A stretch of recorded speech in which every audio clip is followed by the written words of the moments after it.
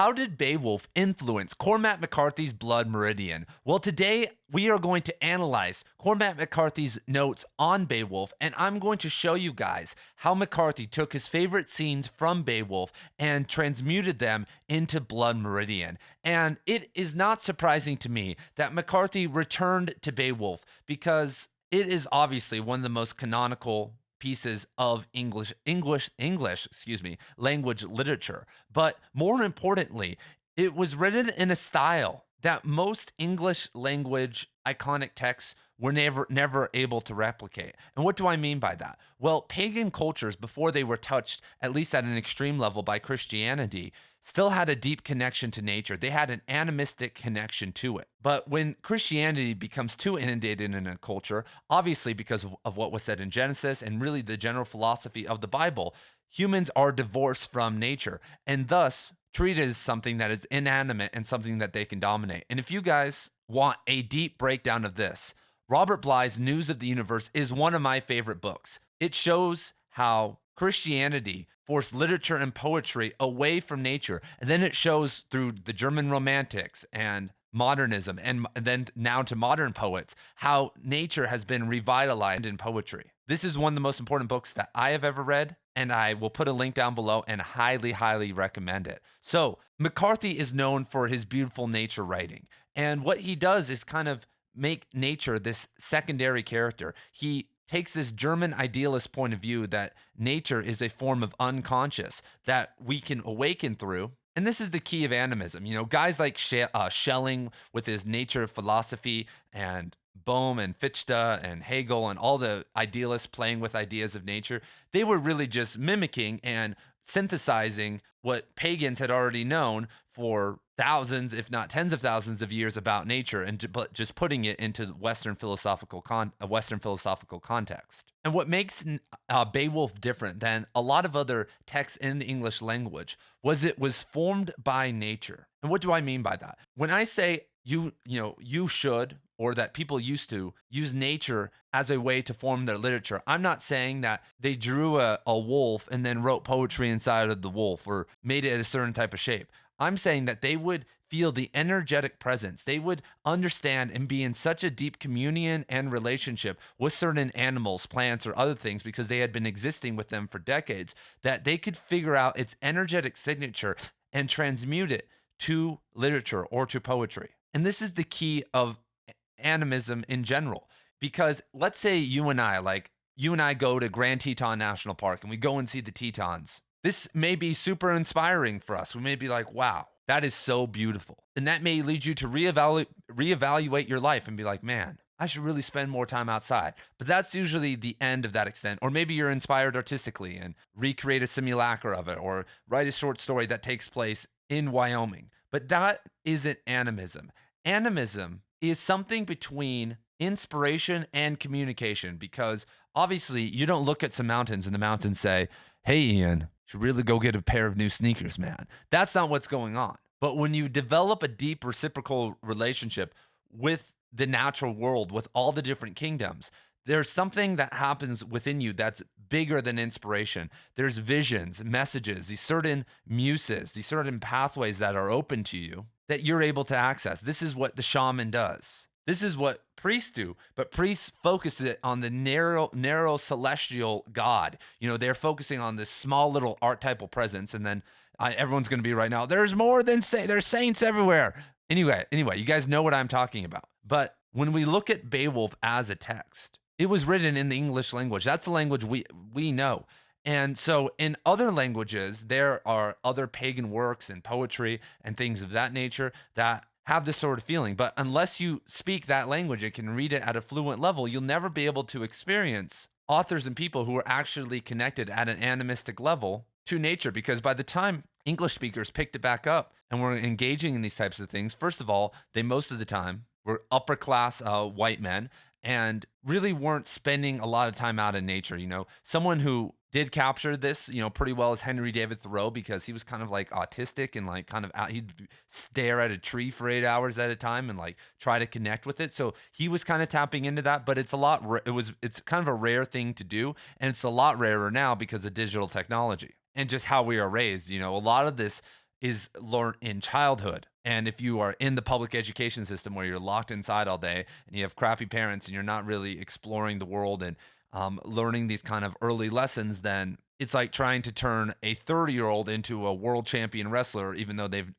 only wrestled a couple times in their life. It's impossible. So Beowulf is that for us. That's why it's important for English speakers. And there's kind of this trajectory of dilution, because when we look at the Arthurian romances, there are elements of nature, of this kind of muse and this animism in there. Chaucer still has a little bit of it, but by the time we get to Shakespeare, it's basically gone. And by the time we're at Dante and John Browning and all those other fools, John Donne, all these terrible, terrible writers, we've been totally divorced from nature and from this idea.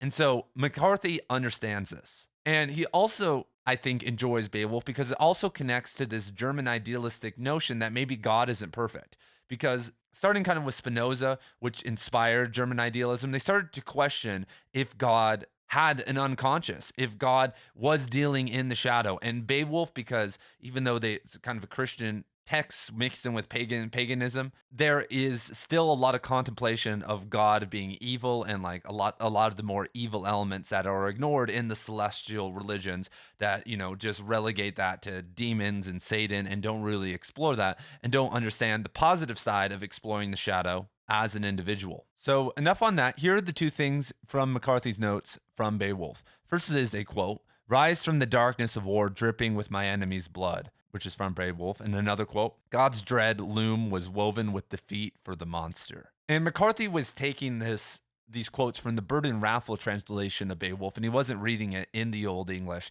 At university, I had to read Chaucer in Middle English and then Beowulf in Old English, which really was great. And then taking Old English classes, it was one of the more fun things I ever did in university. It was taxing and honestly really annoying, but I had some super nerdy professors who were into it. Anyway, the first line is Beowulf talking about his intention to slay Grendel. That's what he's saying. He wants to rise from the darkness of war, dripping with his enemy's blood, dripping with Grendel's blood. And then the second quote is from Grendel's point of view, "But God's dread loom was woven with defeat for the monster." And McCarthy, okay, so now we're kind of getting into meta-analysis. You may be like, wait, this doesn't necessarily connect. Because this says dripping over here. Why would McCarthy use dripping? But if you've watched a lot of my videos about how McCarthy writes, he will find one word from an author and get inspired and sprinkle it all throughout the text. And once again, as I've said before, this is what great writing does. This is why reading is important. You are not enough. If you're not reading, your little mind isn't enough. My little mind isn't enough. As I'm writing, am reading Cormac McCarthy, finding stuff I like, remixing it, stealing it, doing whatever. And if I'm going to be successful, it's going to really be based on my ability to recognize what's important and what I need to adapt from other authors into my own idea and my ideas and my own story. This idea of being an original writer, I think, is very much overplayed. I mean, it's kind of shown through Bloom's Anxiety of Influence and really just studying how authors steal and how authors are inspired. And I think you can maybe get away with it if you're not going to be a stylist. I don't think Haruki Murakami is really stealing too much.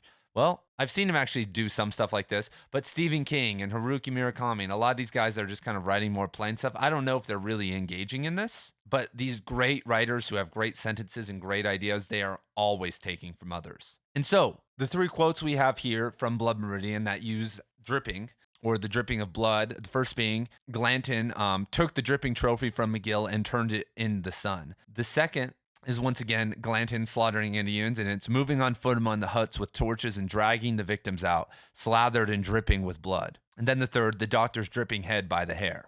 And so once again, this may seem a little bit simple, but we have to remember also that McCarthy is writing kind of in a vacuum in the 1980s. Gore, horror, that stuff in writing wasn't as popular yet, especially like in this literary fiction realm. And so I could also see McCarthy just like the line, rise from the darkness of war, that relates to the whole concept of Blood Meridian, rising from the darkness of war and this whole ideology of war. And so our second instance of McCarthy was the line about the Weaver God. And McCarthy steals this idea of the Weaver God from Melville, and then in Blood Meridian ties some Narcissism into it. And this is what Diane C. Lucy argues.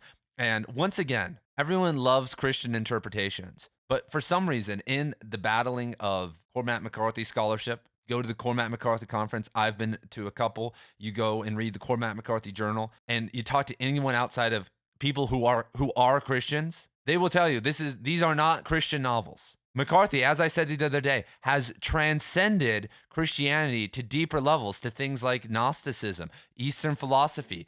And I'm not saying that those are better, but he's moved past those. He's transcending it in the sense that that's the most simple canonical thing that you can do in the English language is do typical Christian symbolism. The Judge Holden is Lucifer. You guys really think that McCarthy is that simple of a writer? Do you not think that these scholars who have been researching McCarthy for 40 plus years would have pinned that down and not moved on and found all these other rabbit holes and Easter eggs and secrets within his work and be talking about that instead? Because it's not like we question that about other authors when they use Christian symbolism. That's fine. And I'm also okay with Christian interpretations. Let's have them. There's some great ones like the wolf seen in the crossing related to Jesus. That's some fire. We could go on all day. I love absurdist interpretations. I do them all the time. I say crazy stuff all the time. But if we're actually trying to look at the text and talk about authority and what's maybe the authoritative interpretation, and if we're kind of ranking them objectively, then you have to take your emotionality out of it and understand that 80% of the people in this country state that they are religious. And so obviously on the internet, especially with Cormac McCarthy, which attracts, a Christian audience in general because it kind of resonates with them. It does have these biblical references. There's going to be massive amounts of theories on Reddit or in your own heart because there are a lot of readers and that's their main interpretation. If you haven't gotten into literary theory or learned any type of theory, learn to synthesize. If you haven't studied, for instance, philosophy, certain philosophers, certain psychologists, certain sociologists, certain frames of critical theory or literary theory or any of these things, then the only frame of interpretation you can use is the one that you already have. And a lot of us, the deepest one that's been ingrained in us is the one from childhood of Christianity. And so you see it right there. You're like, oh my God, he's mentioning the Bible. I feel these illusions. And then people turn the blinders on. But until you understand the different languages that Cormac understood and was fluent in, not like languages, I'm talking about the theories, Hermeticism, Freemasonry, tarot, astrology. Christianity is one of them. Eastern philosophy, Gnosticism, scientific studies, nihilism, fatalism, determinism, arguments about free will. All of those are very complex topics that Cormac, who was a lifetime reader, a very smart individual, who had decades to read, never worked a job, was grinding out a bunch of books in terms of reading them. He was playing and contemplating with these ideas and slyly infusing them within his work. And this is the problem I have with, honestly, most people in general. They refuse to learn the other languages of thought, of consciousness, because it goes against theirs. And most of the time, if you start to explore those things, the reason that a lot of people don't want to is because it's going to be very hard to hold on to your old set of beliefs if you explore all these other things and actually engage with them and embody them, because that's what this is about. If you want to understand Eastern philosophy, you just don't read about it in a book. You're going to have to meditate. You're going to have to view the world and think about reincarnation and karma and about Satori awakenings and start doing yoga and start doing breath exercises. And you won't understand any of it until you do that, just like you won't necessarily understand Christianity until you live it. But luckily, a lot of us were raised that way. I got to understand Christianity because I was raised that way. I did it for years. It's integrated within me. But what about all these other framings of reality? You actually have to believe it. You actually have to run the system, or it's this dead and sterile thing. But once again, if you run the system, you're going to realize really fast about Christianity that there are other methods of attaining higher consciousness that are much more potent. Even if you still believe in heaven and Jesus, there's no systematic outline to obtaining mystical states as there are in occultism or in yoga in the Eastern sects. And when you do that, when you obtain mystical states and you rise up and you're actually doing it, you're going to feel differently. You're going to start looking around at reality differently. And you're going to start to question things. You're going to start to be maybe like, wait, something's wrong here. And so that's why those things are called satanic. That's why you're told to avoid those things. That's why you see a lot of people, they start going downhill when they start move away from religion, when they start partying or taking psychedelics or smoking weed, because those things automatically kind of lift you up. They don't keep you there. There's these shortcuts, but they lift you up and people see, and then it's hard for them to come back down. And then the people who are coming back to Christianity now, or doing this big return, most of the time they're traumatized because they were never able to hold. They were taken to those things. They did it in an incorrect manner, probably without a teacher. It's probably connected to past trauma and other things. They're maybe too atheistic, maybe too objective about reality. And this is the safe path. It's the comfortable path. And so respect to any Christian or religious person who infuses other theories into not just their mind, but also into their consciousness and plays those out. And if you still want to return to that, then all power to you. I understand that. And I am open-minded and support you in that. But anyone who hasn't done that, anyone who's just been running the same frame game in their mind and acting like that, I've read books, I know about that, I dabbled in that back in the day. No, I don't believe you. And that's what makes Cormac McCarthy different, is that he ran all these different frames for years. And you can see, obviously, with how you can't infuse something seamlessly into literature. I'm sure you guys have read, like there are sometimes these new writers, and they want to infuse Christianity or yoga or mysticism or stuff about drugs into the work, and it feels like so out of place because they're just forcing it in there, right? It's really hard to do. It's really hard to be able to sneak these different mindsets and thoughts into a work. And the only way you could do that is if you're very nuanced with it. You have to be a good writer, but you also have to understand these things and understand how to subtly put them in. And McCarthy does that with all the things that I'm talking about, which shows that he has at least an intermediate level of mastery over all of them, which to get to an intermediate level, you have to at least apply it in your brain for months, if not a year of time. So I should have saved that for a different video. And I will restate all that again, I'm sure, in a much more eloquent way. But that's all to say. When we look at the italicized opening of Suttree, which is some of the most beautiful stuff written of all time, this is what it said.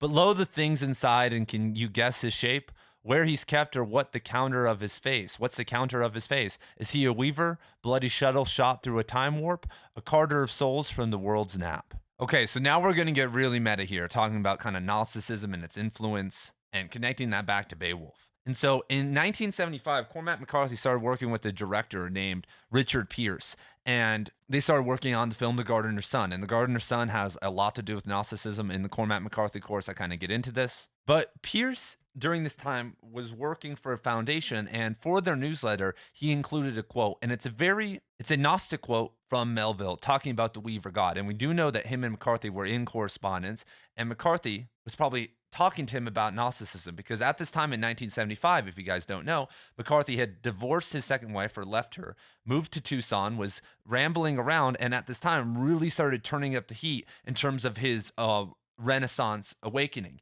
He was studying the occult again, going deeper into science, getting with different types of women, leading to a sexual awakening. Like I said, studying all different types of occultism, Freemasonry, Hermeticism, and because he had time for the first time, he didn't have a wife anymore. So he's living on his own in this new country, has all this new inspiration, and is kind of moving into this different state. He's just like Suttree. He finally got to leave home for the first time, and he's finally branching out. And one of these things was Gnosticism. So I think he was probably getting this guy into this idea of the Weaver God, and this is what was said. Nay, the shuttles fly. And this is from Melville's Moby Dick. The figures float from forth the loom. The fresh net rushing carpet forever slides away. The Weaver God, he weaves, and by that weaving he is he deafened, that he hears no mortal voice. And so at this time, McCarthy is writing Suttree, he's writing Blood Meridian, and he's writing The Gardener's Son. And the notes from the Weaving God note from Beowulf was found in the drafts of Blood Meridian. He wrote it in there. And so I don't know the ordering of events. If he was interested in Melville, then he found that maybe Melville was inspired by this idea from Beowulf, or he connected these two different ideas in this word of weaving from Beowulf. You know, the ordering, who knows what's going on there. But this isn't the only instance that McCarthy mentions this, and we have one more reference all the way in The Crossing, which once again, look at this, is his most nature-oriented work. I could compare it to Beowulf. It's the most German idealistic in that kind of animistic naturist form book that I've seen from him. One could argue Blood Meridian, but I feel like the violence and Judge Holden really kind of take away from that and some of the other stuff going on. But The Crossing really dives into this and has,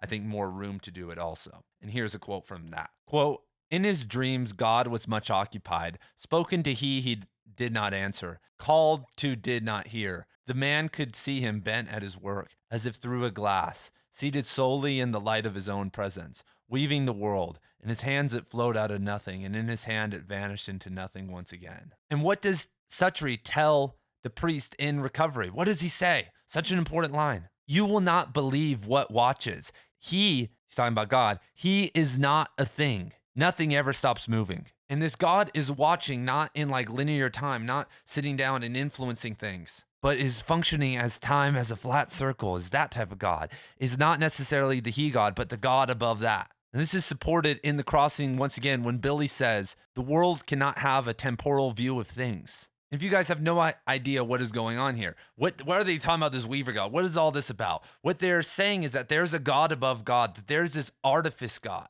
that there's a God that's said in the crossing that was the world in its making and its unmaking, that isn't the demiurge who created, the he God in the Bible that created this world. And where do we hear about this artificial God? Well, we hear about it, first of all, from the newsletter we just read. We hear about it with the jeweler, who doesn't allow Reese and Suttree to give him his pearls. He knew that they were counterfeit.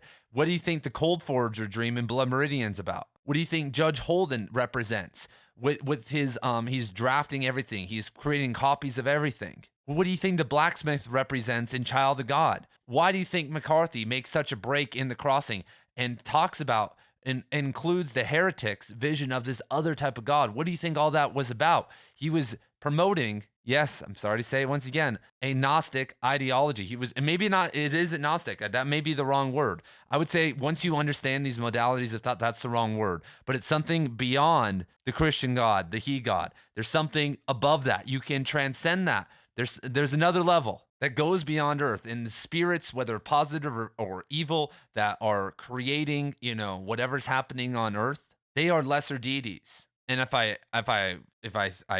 you kind of look at every other religion except the Abrahamic ones, all of them believe something very similar. That at the top level, there is this unconscious, not the He God in the bottom. And people are gonna be like, oh, he's timeless, he discarnates in human, but don't worry, I've read the Bible. Don't give me that. Don't go on some crazy combination run trying to grab bag every single religious element. God is everything. Okay. He's vengeful, loving, and he's timeless. He's everything. Okay. And the way that you can experience this, the way that this is learned, the way that this was figured out was through understanding, first of all, the meditative experience, being aware of awareness, connecting into that. What do you think gnosis is? What do you think Narcissism is about? It's about gaining gnosis, connecting as high as you can go. When you keep going upward, when you start transcending, there are different levels.